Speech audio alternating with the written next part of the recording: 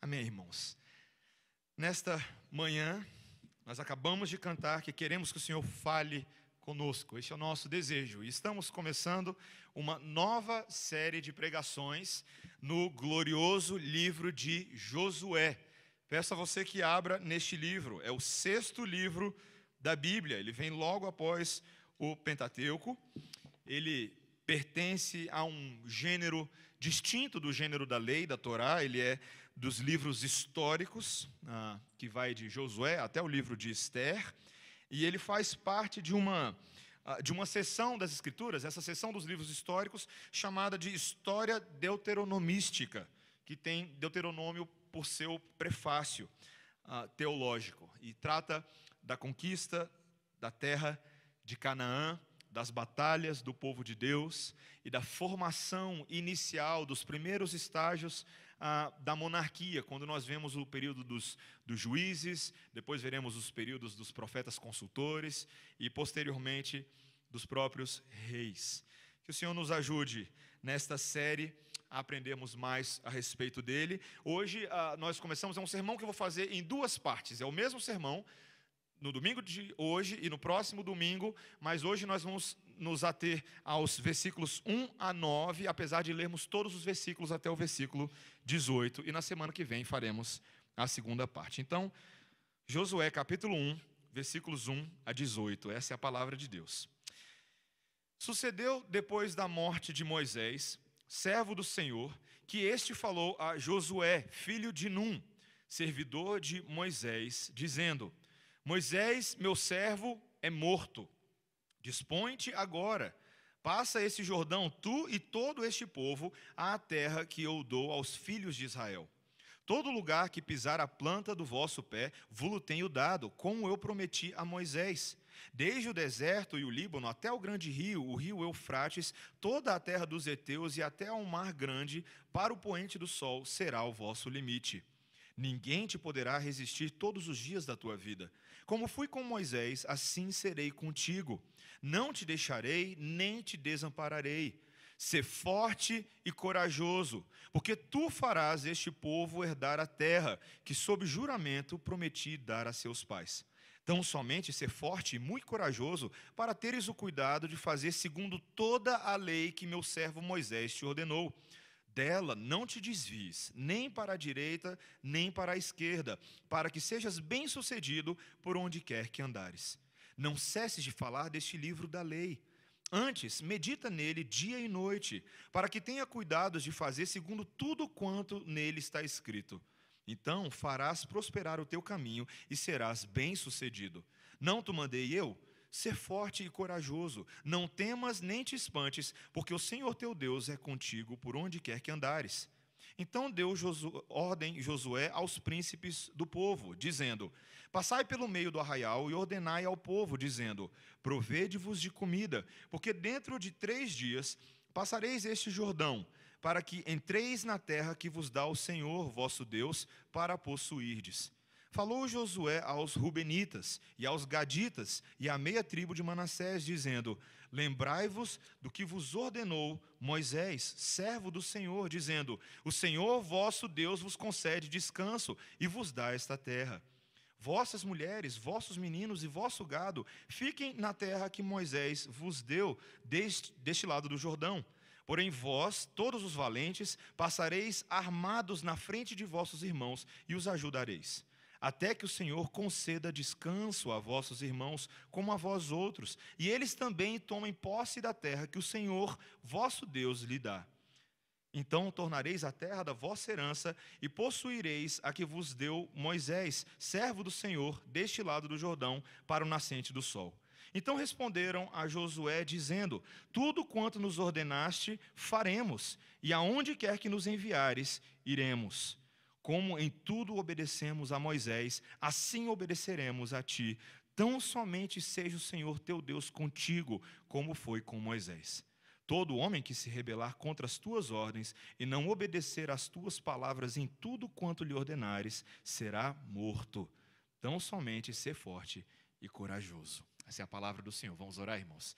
Santo Deus, obrigado, porque nesta manhã nós temos a oportunidade, Senhor, de aprender de Ti, do Evangelho de Cristo Jesus a partir do Antigo Testamento, a partir de Josué. Ensina-nos, ó Pai, a te obedecer, a nos submeter em humilde fé à tua palavra, em nome de Jesus. Amém. Se você fizer uma pesquisa na internet sobre quais são os trending topics, os tópicos mais populares entre os livros que são procurados nas livrarias, você verá que um dos assuntos do topo, logo ali no topo, é o assunto de liderança. Existem inúmeros livros sobre isso hoje em dia. Você entrar em qualquer livraria, você vai se deparar com esses best-sellers logo ali de cara. O Livro de Ouro da Liderança, do John Maxwell. Ou Os 7 Hábitos das Pessoas Altamente Eficazes. Talvez você esteja precisando de um desse, né? O Líder 360 Graus. E o mais vendido de todos, O Monge e o Executivo, de James Hunter. Livros muito interessantes, tratando sobre liderança nas empresas, liderança na vida. E entre os evangélicos, os livros evangélicos, não é muito diferente. Liderança com Propósitos, do Rick Warren. A Formação de um Líder, da Joyce Meyer. E por aí vai. Tem muito livro. A ideia por trás desse fenômeno é que, de uma certa maneira, todos são chamados para serem líderes e gestores de suas vidas e de outras pessoas. E através dessas virtudes de liderança que um ser humano pode se desenvolver autenticamente. Ele pode desenvolver responsabilidade, ele pode desenvolver iniciativa, proatividade, ele pode desenvolver o potencial de outras pessoas, não apenas o seu próprio potencial. E certamente a palavra de Deus, a Bíblia, ela fala muito sobre liderança, muito. Mas ela nunca trata do assunto de liderança no vácuo, como se fosse um fim em si mesmo para o autoaperfeiçoamento do líder. A liderança cristã, ela está sempre ligada ao espelhamento da liderança de Deus, da glória de Deus e do caráter dele na vida do povo. E ela sempre tem em vista a proclamação das boas novas de Cristo e da transformação de pecadores em uma tripla função: redimidos, servos e líderes. Todo aquele que é chamado em Cristo é chamado para essa capacidade. E para que haja um desenvolvimento adequado desses discípulos líderes, nós vemos hoje nesse texto uma boa dose de encorajamento e princípios para abraçarmos esse paradigma de Deus. Neste livro de ouro, o único modelo divino que garante de fato o sucesso dos seus líderes. E nós vemos aqui hoje três grandes verdades, meus irmãos. O primeiro é que Deus levanta novos líderes. Segundo lugar, que Deus instrui como seus líderes devem proceder. E em último lugar, que Deus encoraja e persevera com os seus líderes. São 3 grandes verdades para nós nessa manhã. Vejamos primeiro como Deus levanta novos líderes. Veja o que diz o versículo 1. Sucedeu depois da morte de Moisés, servo do Senhor, que este falou a Josué, filho de Num, servidor de Moisés, dizendo: Moisés, meu servo, é morto. Dispõe-te agora, passa esse Jordão, tu e todo este povo, à terra que eu dou aos filhos de Israel. O livro abre com um lembrete de morte. Alguém muito importante no povo e na história de Israel havia morrido. E nós estamos falando nada mais, nada menos do que Moisés, o grande servo do Senhor, o libertador do povo no Egito, o mediador da aliança entre Deus e o povo no Monte Sinai, por meio de quem Deus havia realizado incontáveis proezas nas planícies desertas de Moabe. Moisés havia morrido. E agora, José? Moisés, e agora, gente? Quem estaria à altura para substituir Moisés? A gente precisa lembrar que a morte de Moisés, na verdade, ela é um fechamento de um ciclo na vida do povo de Israel. Um ciclo terrível, um ciclo de castigo divino. Toda aquela geração que saiu do Egito deveria morrer no deserto, pois haviam desobedecido o Senhor com idolatria, com murmuração, com o coração indisposto, e Deus havia jurado na sua ira que aquela primeira geração não entraria na terra prometida, na terra de Canaã, mas seriam os seus filhos que entrariam. E José é um representante desse primeiro ciclo, desse primeiro povo. E a pergunta agora é: quem vai assumir esse povo que está vindo debaixo de maldição? Quem é homem o suficiente para conduzir esse povo de Israel, essa multidão no deserto? E olha que os ânimos não estavam lá muito alvoroçados. Deus havia pesado a mão, não era uma tarefa fácil, mas Deus levanta um líder. Seu nome era Josué. Originalmente o nome de Josué não era Josué, talvez você não saiba disso. O nome dele era Oséias, inicialmente. Mas Moisés mudou o nome de Oséias. Oséias significa salvação, mas Josué significa Deus é a salvação. E Deus adiciona, Moisés adiciona essa ênfase no título que é concedido a Josué. E quem é este homem? Primeiro nós precisamos lembrar que ele foi uma das únicas testemunhas oculares vivas das pragas do Egito a essa altura do campeonato. E Deus ali traz uma designação em Números 27, 18 a 23, em que Josué agora é designado como secretário, como assessor especial de Moisés. E ele ocupou esse cargo por 40 anos da vida dele. Você pode encontrar o início disso em Êxodo 17. Posteriormente, Josué também foi um dos 12 espias enviados de Cádiz Barneia para explorar a terra prometida.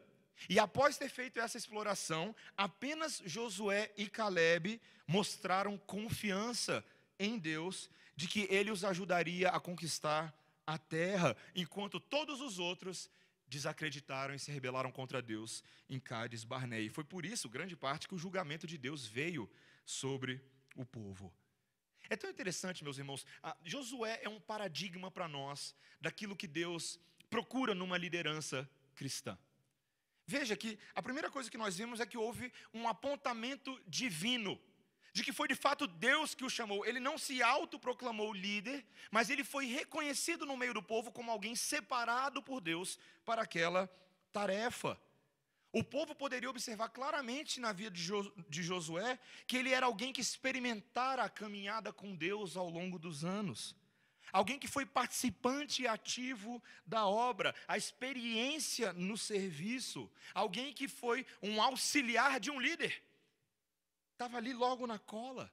Havia evidências de fé genuína na vida de Josué. Alguém que cria nos propósitos de Deus, aquilo que Deus diz na sua palavra. Nós estamos nos aproximando do período de eleições para oficiais na nossa igreja, para presbíteros e diáconos.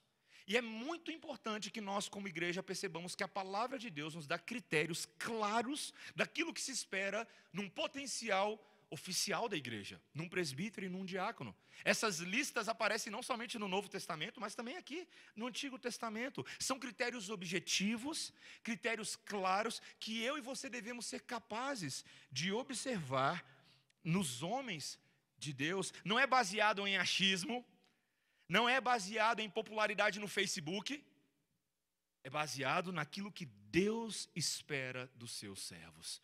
E eu e você devemos ter isso de forma muito clara.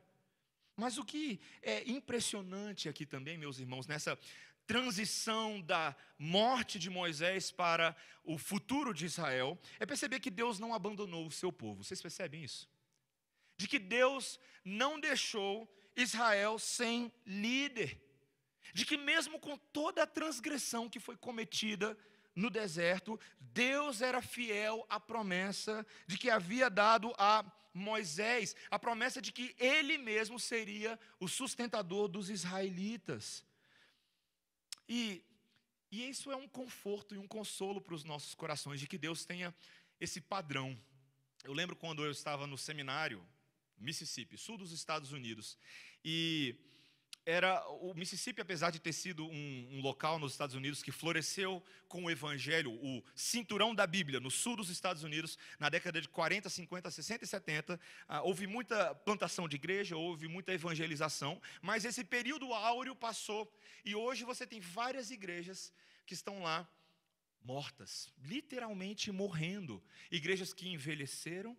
Não houve uma renovação demográfica dos jovens, não houve evangelização, e você tem esses elefantes brancos do evangelho aqui e ali. Eu lembro uma vez que eu fui pregar numa igreja, uma igreja enorme, irmãos, enorme, uma igreja gigante. Eu cheguei para o culto às 8h30 da manhã com a minha esposa e tinham 4 pessoas na igreja.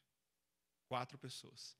E elas não estavam sentadas todas no banco da frente, estavam espalhadas pela igreja.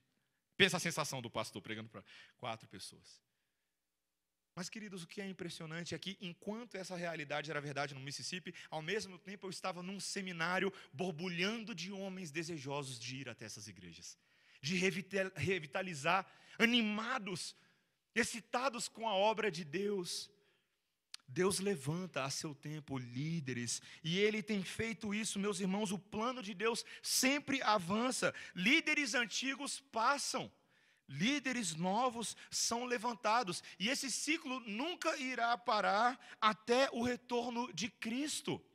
E preparar novos líderes, especialmente pastores, é um dever da igreja, não do seminário, como a gente pensa. A gente terceiriza a formação dos nossos pastores. Pastores são formados dentro do corpo de Cristo, é ali que eles são formados. Nós devemos estar atentos aos homens no nosso meio que possuem as características para o ministério, futuros aspirantes ao sagrado ministério. Nós devemos orientá-los, nós devemos animá-los, devemos dar oportunidades para que os seus dons sejam testados nas capacidades de ensino, no cuidado de pessoas, para que no tempo certo venham a ser reconhecidos pela igreja e pelo concílio de pastores para o ministério. É o que Paulo falou para Timóteo, que já era pastor, mas ele mostra que esse padrão existia quando ele vai encorajar Timóteo, em 1 Timóteo capítulo 4, versículo 12, ele diz assim: não te faças negligente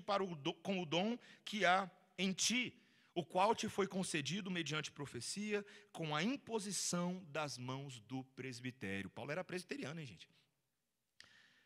Mas veja como é importante isso. Como é importante que nós tenhamos essa forma de pensar. Líderes precisam ser formados. Eles não nascem prontos.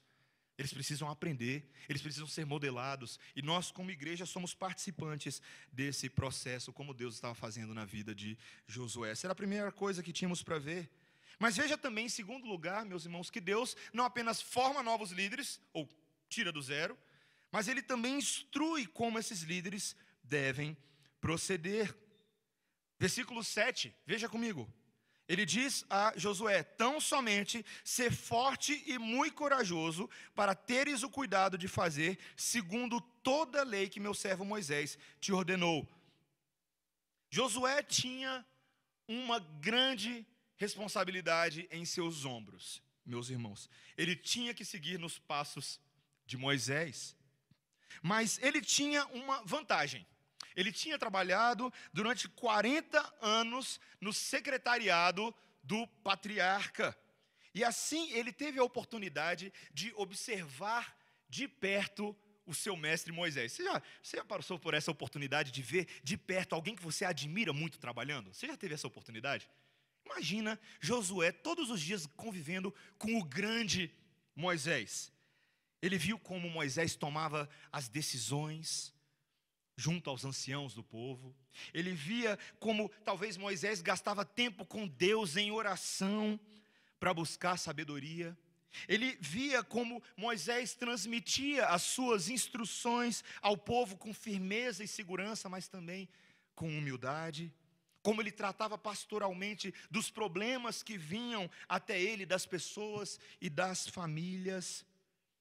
E ele estava observando, talvez nessa transição agora, Moisés morreu, Josué vai assumir. Quem sabe um dos anciãos do povo poderia sentar com Josué para um café com o objetivo de dar umas dicas para ele. Olha, Josué, eu sei que você está chegando agora, mas eu vou te dar o macete. Curte a minha letra, disse o ancião. É só imitar o que Moisés fazia. Segue na mesma linha. Não mexe em time que está ganhando. Continua nessa e certamente você será bem sucedido. Será que isso seria suficiente? Talvez o que nós frequentemente esquecemos quando nos referimos aos grandes patriarcas da fé é que esses homens eram pecadores. Que por mais abençoada que fosse a liderança de Moisés, ela também foi cheia de falhas e cheia de limitações. Josué certamente observou muitas coisas boas, mas ele também observou muitos podres, como diriam os jovens por aí. Quem sabe ele viu algumas escorregadas de Moisés, a eventual falta de paciência para lidar com as picuinhas, com a desobediência frequente do povo. E olha que o povo de Israel não era um povo muito fácil. A dúvida, talvez a falta de fé, eventualmente, para crer nos propósitos de Deus em todas as circunstâncias. Talvez uma ira excessiva para lidar com os cabeças duras dos anciãos, os presbíteros de Moisés. Não bastava imitar o estilão de Moisés. E é por isso que Deus traz uma instrução específica e diferente. Veja o que ele diz no versículo 7. Tenha o cuidado de fazer segundo toda a... quê? A lei. Toda a lei que meu servo Moisés te ordenou. Moisés havia transmitido algo de extremo valor para Josué. A lei de Deus. E era Josué que deveria agora seguir à risca essa lei. Veja, ele diz, dela não te desvies, nem para a direita, nem para a esquerda, para que sejas bem-sucedido por onde quer que andares. A lei do Senhor é a cartilha básica para aquele que lidera o povo de Deus. Ela deve ocupar o centro da reflexão e da tomada de decisões. Os princípios de liderança emanam todos da lei do Senhor. Versículo 8, não cesses de falar deste livro da lei, antes medita nele dia e noite, para que tenhas cuidado de fazer segundo tudo quanto nele está escrito. Então farás prosperar o teu caminho e serás bem-sucedido. Existe uma relação direta entre o sucesso no ministério e um manuseio adequado do manual divino. Isso é o que nós chamamos, hoje em dia, no nosso círculo, de ser confessional. Você já ouviu isso antes? O que significa ser confessional? Ser confessional significa abraçar explicitamente, claramente, intencionalmente, os princípios que regem a vida da igreja. Veja, nós, claro, cremos que a palavra de Deus é a palavra de Deus única, soberana e primordial regra de Deus para guiar a igreja. Mas nós sintetizamos, nós resumimos as doutrinas que ali estão contidas na palavra de Deus naquilo que nós chamamos dos nossos símbolos de fé. A confissão de fé de Westminster e seus catecismos maior e menor são a síntese, o resumo daquilo que nós cremos. E um pastor presbiteriano, para ser pastor presbiteriano, ele tem que subscrever a esses princípios, que em outras palavras ele diz, eu subscrevo a nossa interpretação das escrituras sagradas. E isso vai orientar meu ministério. Isso é sério. Deus leva muito a sério esse tipo de coisa. O dever que nós temos de nos submeter a Ele por meio de documentos que sintetizam e resumem a nossa fé. Mas é curioso como muitos pastores presbiterianos e outros pastores não gostam muito dessa ideia. E, na verdade, isso é só um reflexo do fato de que as pessoas, de uma forma geral, não gostam muito de manuais e cartilhas. Não é verdade? É só você lembrar quando você teve que estudar a cartilha do Detran. Você lembra quando você teve que estudar, fazer prova de autoescola? E talvez você tenha pensado naquele momento, será mesmo que eu tenho que aprender esse monte de símbolos e regrinhas nessa cartilha? Eu já sei dirigir. O meu pai me ensinou a dirigir, ou eu aprendi a dirigir sozinho lá na fazenda, lá no Goiás, qualquer coisa assim que você invente. E muitas pessoas, em outras palavras, estão dizendo, eu sou motorista do meu próprio umbigo. Eu sei o que é melhor, mas é justamente por causa disso, meus irmãos, que muitos condutores, os que desconhecem as regras de trânsito, causam acidentes ano após ano, porque não respeitam a cartilha. Meus irmãos, quando um líder desconhece a lei do Senhor, acidentes acontecem. Isso é um fato. Claro que muitos desses eventuais acidentes de ministério, de igreja, estão às vezes fora do alcance de uma liderança. Mas o que dizer daqueles que são de inteira responsabilidade dos que conduzem a igreja do Senhor?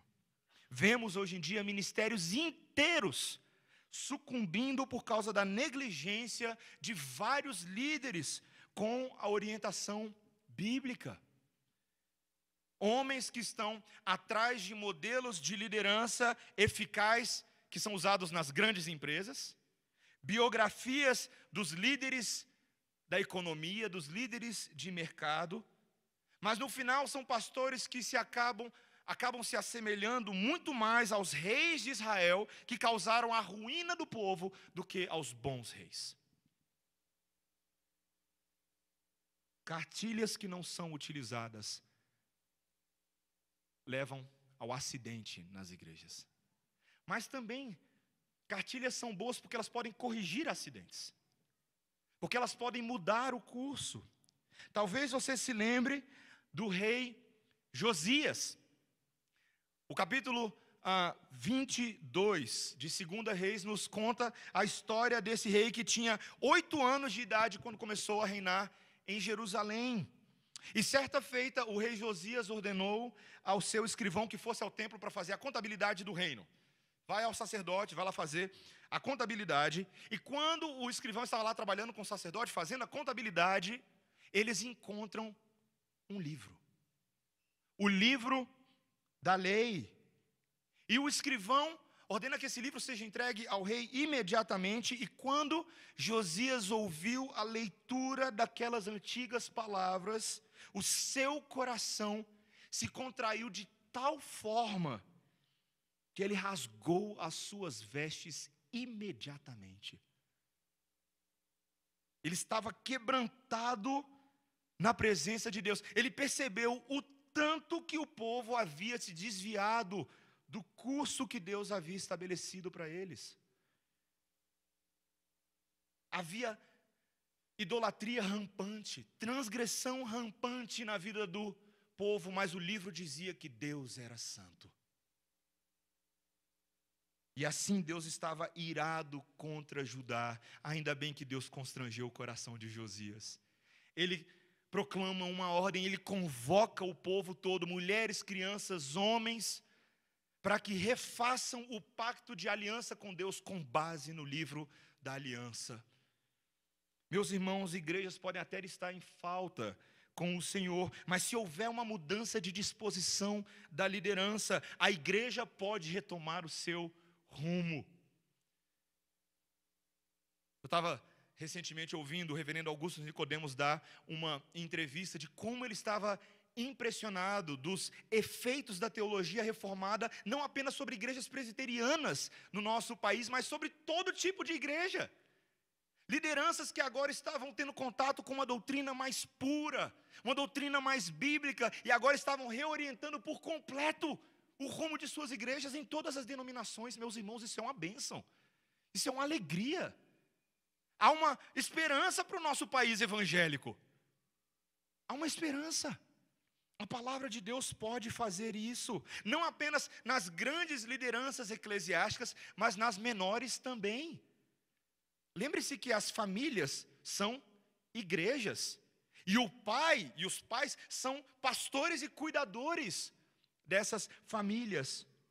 Muitas vezes, famílias conturbadas podem experimentar restauração da parte do Senhor quando os pais reconhecem seu pecado e optam por não cessar de falar do livro da lei aos seus filhos. Quando meditam nesse livro de dia e de noite. Meus irmãos, nós precisamos fazer aquilo exatamente que o apóstolo Paulo recomenda em Efésios capítulo 6, versículo 4, quando ele diz: vós, pais, não provoqueis os vossos filhos a ira, mas criai-os na disciplina e na admoestação do Senhor. Quando a lei de Deus é resgatada, todas as igrejas são restauradas. Todas as igrejas são restauradas. Essa é a instrução, é a metodologia, é a abordagem do Senhor, que é muito melhor e muito superior a essas que o mundo oferece. Mas em último lugar, meus irmãos, Deus não apenas cria novos líderes, Deus não apenas instrui esses líderes como devem proceder, mas Ele também encoraja e persevera com seus líderes. Você percebeu a quantidade de vezes nesse texto que aparece a expressão ser forte e corajoso? Você percebeu? Versículo 6, versículo 7, versículo 9... Deus estava dando uma boa dose de encorajamento para Josué. Sabe por quê, meus irmãos? Porque ele ia precisar. Coloque-se no lugar de Josué. Rapaz, o trem ia ser feio. Porque, de fato, eles iriam conquistar a terra prometida, mas, meus irmãos, o custo disso seria alto. A conquista da terra prometida iria envolver para Josué muitas dores de cabeça, muito suor e muito sangue, literalmente. Nas batalhas que estavam se chegando, muitas vidas seriam ceifadas, muitos corpos seriam feridos e mutilados, os corações ficariam abalados, os cabeças dos clãs continuariam a contestar as decisões militares e estratégicas de Josué e dos anciãos. E a conclusão, meus irmãos, é que Josué em muitos momentos se sentiria só e desamparado. Talvez essa seja uma das características mais presentes quando nós tratamos de liderança cristã. A constante sensação de abandono e solidão no meio do ministério. Isso não é irônico? Que pastores estejam muitas vezes cercados de uma multidão de pessoas, mas estejam sós no meio dessa multidão. E os motivos para isso são diversos, meus irmãos. Sim, o chamado para os líderes, o chamado para pastores é muitas vezes um chamado pesado, um fardo que deve ser carregado em alguma medida por eles mesmos. É um chamado a serem representantes da santidade de Deus. Eles devem comunicar a lei do Senhor com fidelidade, não somente com as suas palavras, mas também com o seu caráter, na sua integridade. E isso não é fácil. A pressão é grande. Além disso, a quantidade de problemas que se avoluma em seus corações e mentes passa muito das 8 horas de trabalho na carteira de trabalho. Muito. Mesmo quando esses pastores comunicam a palavra fielmente, o coração do povo ainda permanece resistente. Vocês conhecem a história de Israel? Vocês sabem como funciona? Satanás opera de uma forma intensa para derrubar líderes do povo de Deus. As esposas e famílias compartilham as dores dos seus maridos, mas muitas vezes se sentem impotentes. E elas mesmas e os filhos mesmos se sentem sós e desamparados. E tantas vezes o povo e a igreja que recebe semana após semana os curativos não retorna em gratidão e não retorna em acolhimento para pastorear o seu pastor. Na nossa igreja nós temos muitos jovens que semana após semana viram para mim e para os presbíteros e dizem que querem ser pastores. Isso é uma bênção, meus irmãos. Isso é uma alegria. Mas deixa eu fazer uma pergunta para você que acha que você quer ser pastor ou oficial da igreja. Você sabe em que buraco você está entrando? Você tem certeza que você está avaliando bem? Que talvez você não esteja sendo motivado apenas por um apreço por teologia reformada. Ai, pastor, eu amo ler livros, eu quero ser pastor. Não é bem assim, não. Pastor é pastor. Não é teólogo que fica escondido dentro de uma sala lendo livro o dia inteiro. Por mais que ler livros seja um componente importantíssimo na sua formação ministerial, isso jamais substituirá o cuidado de corações e almas, de pessoas, o desgaste, o sofrimento, as lutas, as batalhas espirituais secretas no seu coração. A necessidade de ser mais sábio do que a maioria das pessoas, de ser mais maduro, de ser mais paciente e longânimo, de estar pronto a sofrer. E se for o caso, derramar o seu sangue por causa do ministério. Meus irmãos, é puxado. Mas Deus não está aqui apenas para dar um senso de realidade para Josué. Ele está aqui para encorajar Josué. E ele encoraja primeiro dizendo que a promessa de Deus é garantida. Olha o versículo 3. Todo lugar que pisar a planta do vosso pé, vô-lo tenho dado, como eu prometi a Moisés. Versículo 6. Tu farás este povo herdar a terra que sob juramento prometi dar a seus pais. Deus garante o sucesso da empreitada. Usando o pequenino e limitado Josué, Deus é o responsável por isso, porque a promessa dele é irrevogável. O povo vai entrar na terra. Isso vai acontecer. Mas também, meus irmãos, o segundo componente é que nisso tudo a companhia de Deus é poderosa e permanente. Olha o versículo 5. Ninguém te poderá resistir todos os dias da tua vida. Como fui com Moisés, assim serei contigo. Não te deixarei, nem te desampararei. Versículo 9. Não te mandei eu.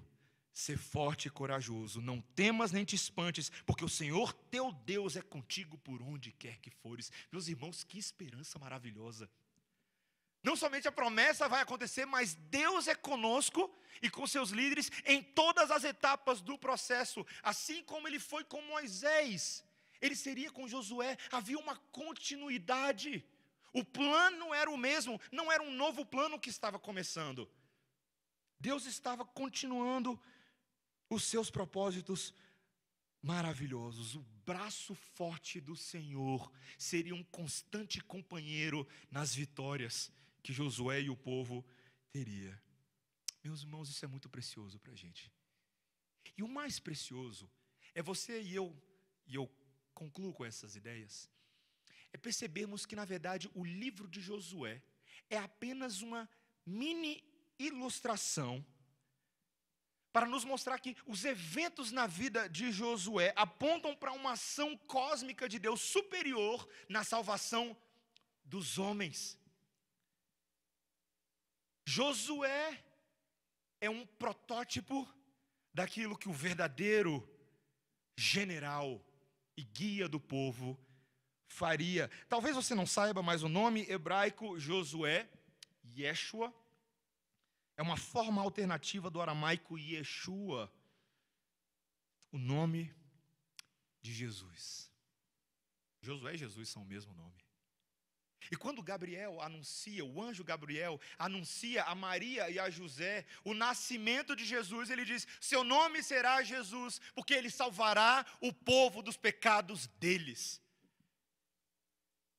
Havia um apontamento aqui agora na vida de Josué para aquilo que de fato o nosso verdadeiro líder consegue conquistar, o sucesso de uma empreitada do inferno para a vida. É Ele, Jesus Cristo de Nazaré, que nos faz entrar na verdadeira terra prometida.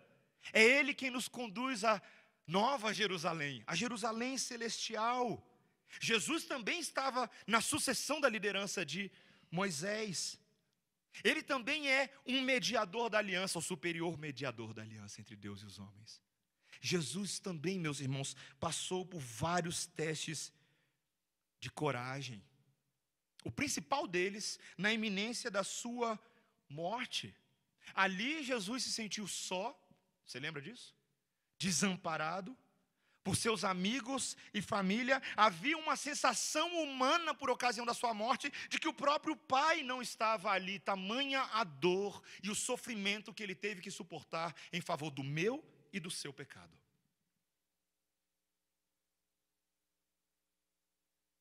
Mas, meus irmãos, a diferença brutal entre a minha e a sua liderança e a liderança dele, é que nós falhamos e nós somos tímidos, fracos, medrosos, covardes. Mas Jesus foi forte e corajoso na hora mais crucial da humanidade.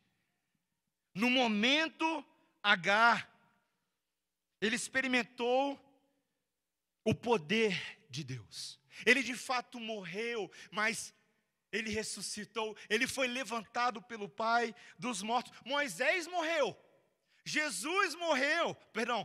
Josué morreu, mas Jesus ressuscitou, meus irmãos. Jesus venceu a morte. E por mais que a igreja do Senhor hoje e seus líderes enfrentem tribulações, transições de ministério, falhas, temos a esperança de um antigo fato já registrado nas Escrituras, que Deus é o responsável pela continuidade do plano em Jesus. Ele é o cabeça da igreja até a eternidade. O líder servo, Jesus, não apenas modelou a coragem que eu e você devemos ter para abraçar a cartilha de liderança de Deus, mas ele é a autoridade máxima que assegura o nosso sucesso. Como Paulo diz, ele é a cabeça do corpo da igreja, ele é o princípio, o primogênito entre os mortos, para em todas as coisas ter a primazia. Meus irmãos, que líder glorioso. Melhor que Donald Trump, melhor que Barack Obama, melhor que Dilma, melhor que Temer. Pode botar na lista quem você quiser aí. Se você acha que o Neymar é o grande líder do futebol, eles esmaecem diante da glória e grandeza de Jesus. Eles não são nada. E eu e você que estamos em Jesus hoje, podemos ser verdadeiramente fortes e corajosos. Nossa esperança não é vazia. Lembre-se, os discípulos estavam trancados, morrendo de medo da perseguição. Nós lemos esse texto hoje. Jesus morreu e agora? Estavam morrendo de medo. Mas eis que o Cristo morto e ressurreto atravessa quaisquer barreiras físicas e se coloca no meio dos seus discípulos e diz a eles: paz seja convosco. Paz seja convosco. O próprio Deus estava com eles, e ele eventualmente iria comissioná-los para o avanço do reino, quando disse a eles: eis que sou convosco todos os dias até a consumação dos séculos. Que bom poder realizar a grande comissão, tendo Jesus do meu e do seu lado todo santo dia. Meus irmãos, tenham certeza de uma coisa: hoje vocês são chamados para serem líderes, sim. Todos vocês, absolutamente todos vocês. Vocês são chamados para liderar pessoas a Cristo, para conduzir pessoas à salvação. E você deve usar o método do Senhor para isso. Talvez até possa se beneficiar, eventualmente, com os 7 hábitos das pessoas altamente eficazes, ou o líder 360 graus. Mas tem horas, meus irmãos, que a filosofia não basta, como dizia uma certa cantora evangélica.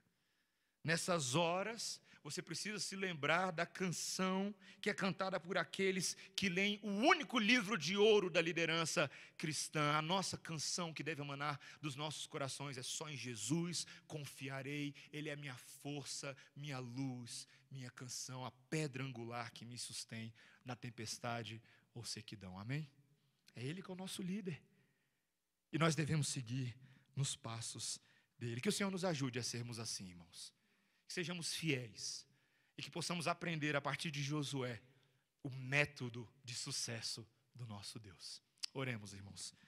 Senhor, obrigado pela Tua palavra nesta manhã, que nos constrange, que nos ajuda a compreender os Teus santos propósitos e nos revela como Deus nos conduz à terra prometida em Cristo Jesus, nosso libertador, nosso salvador, nosso Messias amado que veio para nos salvar.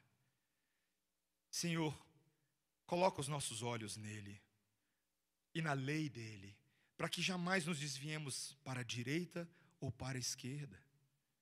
E para que sejamos bem-sucedidos verdadeiramente nos nossos propósitos, não o sucesso que os homens aprazem, mas aquele que lhe é aprazível, Senhor.